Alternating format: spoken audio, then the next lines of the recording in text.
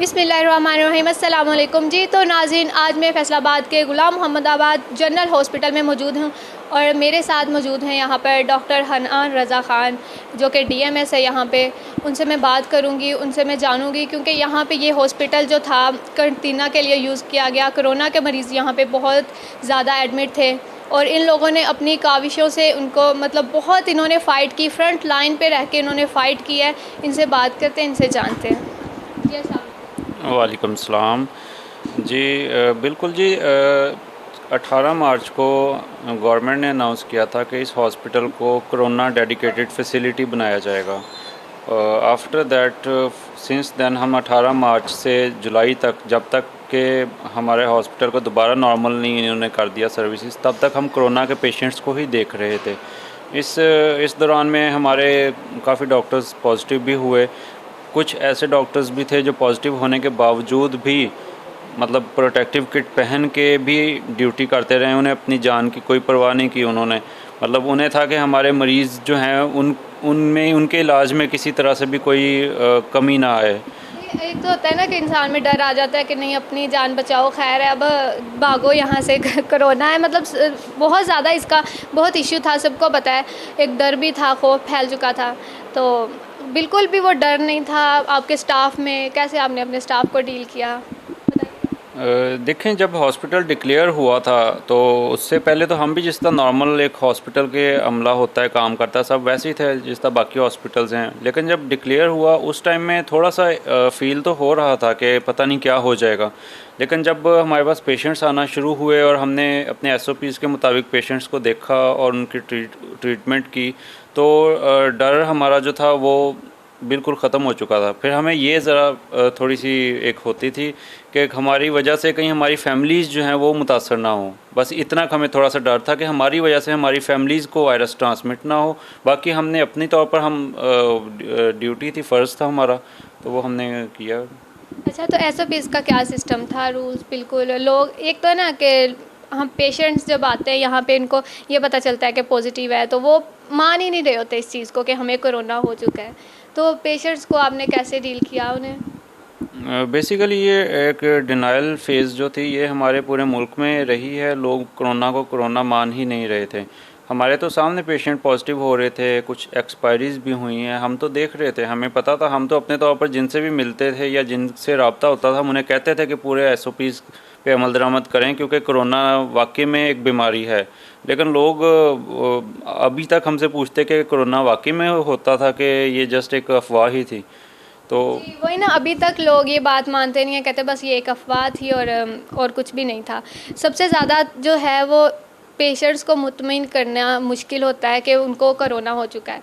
और SOPs का बताइएगा, SOPs के क्या रूल्स थे यहाँ पे? बेसिकली यहाँ पे पेशेंट जब गेट से एंटर होता था तो वो हॉस्पिटल में सबको इन्फॉर्म कर दिया जाता था कि पेशेंट आ रहा है।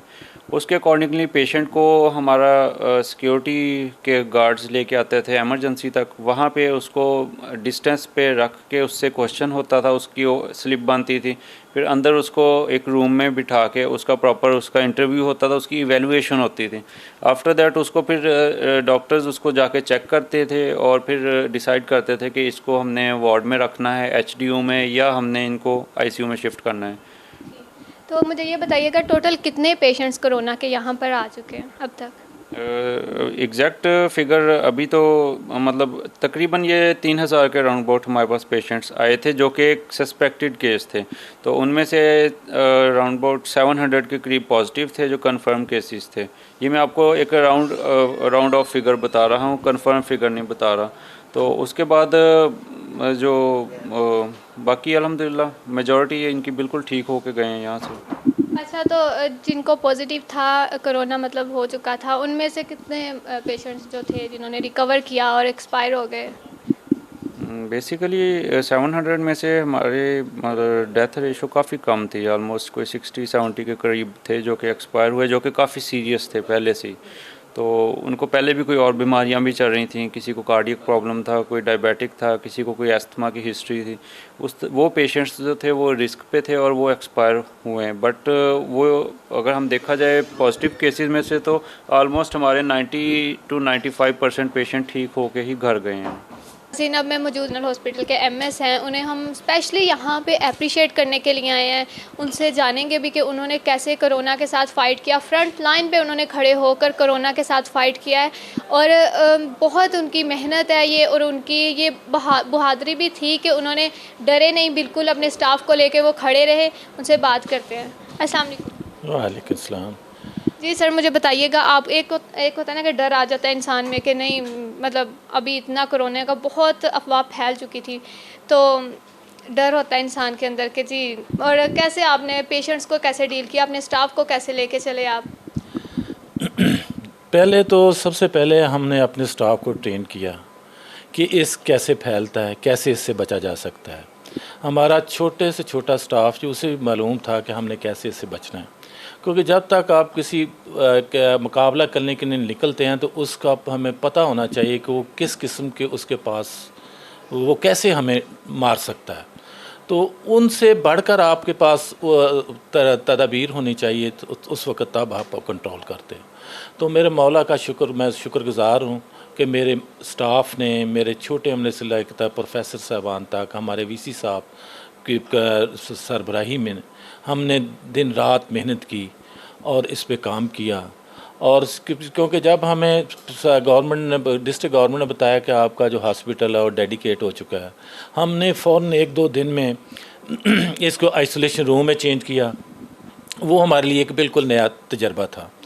वो नया, उसके बाद हमने देखा कि जब पेशेंट स्टार्ट गेट से आएगा तो हमने उन्हें कैसे रिसीव करना है, उसे कैसे आगे लेकर आना है, फिर उसे कैसे उसका चेकअप होगा, उसके लिए आइसोलेशन रूम ना है। उसके लिए हमने अपने डॉक्टर्स को ट्रेन किया, हमारे छोटे अमले को जिन्होंने लेके आना था तो उन्हें वो ट्रेन थे कैसे किट पहन के आना है, कैसा मास्क पहनना है, कैसे सैनिटाइज़ करना है अपने हाथों को। तो जैसे ही मरीज़ आता था, मैं थोड़ा सा बताना कि मरीज़ को जब एंटर होता तो हम वहीं से गेट से उन्हें मास्क दे देते थे, उसको हाथ को सैनिटाइज़ कर देते थे। उसके साथ साथ हमने हमारे गाइड था, गाइड लेकर आता था एमरजेंसी में, वहाँ पर उन्हें बैठा दिया जाता था। और हमारे जो डॉक्टर थे जो बिल्कुल फ्रंट लाइन पे, उन्होंने उसको एग्ज़ामिन करना, उसे देखना कि क्या वाकई इससे कोरोना के कुछ सिम्टम हैं या शक पे भी दाखिल किया जा सकता है, तो उसे शक की बिना पर भी हमने दाखिल किया। और उसके बाद उसे फिर हम आइसोलेशन रूम में दाखिल करना, उसके मुताबिक उसके टेस्ट करना, दवाई सारी की सारी हमें government of Punjab health department ने हर किस्म की दवाई दी हुई थी। हम शुक्रगुज़ार हैं गवर्नमेंट के, जिन्होंने हमें इतना फैसिलिटेट किया, इस सब कुछ दिया, किट हर चीज़ को पहने। किसी हमारे बंदे के पास ये नहीं कहा उसने कि मुझे ये चीज़ नहीं मिले, मुझे ग्लव्स नहीं मिले, मुझे शू कवर नहीं मिले, मुझे कैप नहीं मिली, मेरे से गूगल नहीं थे, हमारे पास मास्क नहीं था, किसी ने नहीं कहा। सब का हमने मतलब गवर्नमेंट ने हर फैसिलिटीज़ आपको प्रोवाइड की। और एक तो होता है ना कि पेशेंट्स को मुतमईन करना बहुत मुश्किल है। अगर पॉजिटिव टेस्ट आ गया है और लोग मानने को तैयार नहीं होते कि हमें कोरोना हो चुका है, उन्हें कैसे मुतमईन करते थे आपका स्टाफ, डॉक्टर्स? हमारी जो थी, हमारी साइकेट्रिस्ट हैं, वो दिन रात उनके साथ राब्ते में रहती थी। हमने एक तो मोबाइल जिनके पास मोबाइल थे उनसे भी बात करती थी, और सामने इंटरकॉम हर कमरे में। अब हमारा जो आइसोलेशन रूम ऐसे ही था जैसे आप किसी 5 स्टार होटल का कमरा तस्वर ज़हन में ले आएँ, शायद उसमें भी वो सहूलतें ना हो। मिसाल के तौर उसमें कौन सी सहूलतें, वहाँ डॉक्टर नहीं मिल सकता आपको, खाने पीने रहने चीने की हर चीज़, लेकर हमारा 24 आवर डॉक्टर मौजूद होता था। इंटरकॉम की सहूलत मौजूद थी, कोई भी प्रॉब्लम होता था फ़ौरन राब्ता करता था। और यहाँ तक कि हमारी साइकेट्रिस्ट 24 आवर उनसे राब्ते में रहती थी।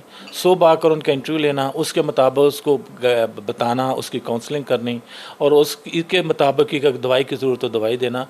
एक और बड़ी बात जो हमारे लिए बड़ा मसला बना, डाइट, खुराक, फूड देना सबसे बड़ा हमारे लिए मसला था। लेकिन हम चंद एक हमारे जो थे डोनर्स, मैं उनका नहायत ही शुक्रगुज़ार हूँ, जिनमें हमारे जो थे अंजुमन ताजरान सैलानी वाले, इन्होंने, और हमारे जो थे सरीना होटल वाले, मैं इनका नहायत ही शुक्रगुज़ार हूँ कि इन्होंने हमें खाने की, पंजाबी में कहते, थोड़ नहीं आने दी। और आप ये सोच सकते हैं कि जब रमज़ान का महीना था तो हमारे ये जो मरीज़ थे वे रोज़ा नहीं रखते थे, और उनको हम 4 दफ़ा खाना देते थे। मॉर्निंग पे उन्हें सैरी करवानी, 10 बजे दोबारा उन्हें खुराक देनी, नाश्ता करवाना, और उसके बाद दोपहर का भी लंच करवाना, और रात को जब अफ्तारी होनी अफ्तारी भी देनी।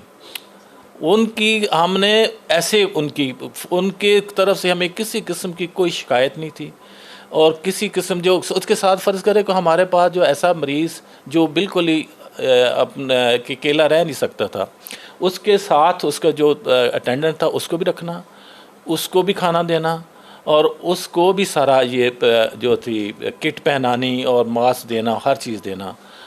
जी, तो मतलब गोल्ड मेडलिस्ट है, अब आपको गोल्ड मेडल भी मिला और आप हकदार थे इस चीज़ के, तो आपको मिला है। ये नहीं कि मतलब और भी हॉस्पिटल्स थे जहाँ पे कोरोना से लड़ रहे थे लोग, लेकिन यहाँ पे बहुत अच्छे रूल्स थे, सब कुछ था, और आपके डॉक्टर्स ने भी बहुत साथ दिया। यहाँ पे मैंने ये भी सुना है कि यहाँ पे काफ़ी डॉक्टर्स का टेस्ट पॉजिटिव था, तो वहाँ पे डॉक्टर्स ने कैसे कह रहे, मतलब उन लोगों ने तब भी हिम्मत नहीं हारी, उनका पॉजिटिव टेस्ट आ चुका है कोरोना का, लेकिन तब भी हिम्मत नहीं हारी, लड़ते रहे इस वबा के साथ और अपने पेशेंट्स को देखते रहे। खालिद नाज साहब हमारे आईसीयू के इंचार्ज थे, हेड थे, इन्हें कोविड भी हो गया, और उस कोविड के दौरान इनके इतना शदीद बुखार था कि हमारे वीसी साहब ख़ुद इनसे रिक्वेस्ट की कि आप घर चले जाएं।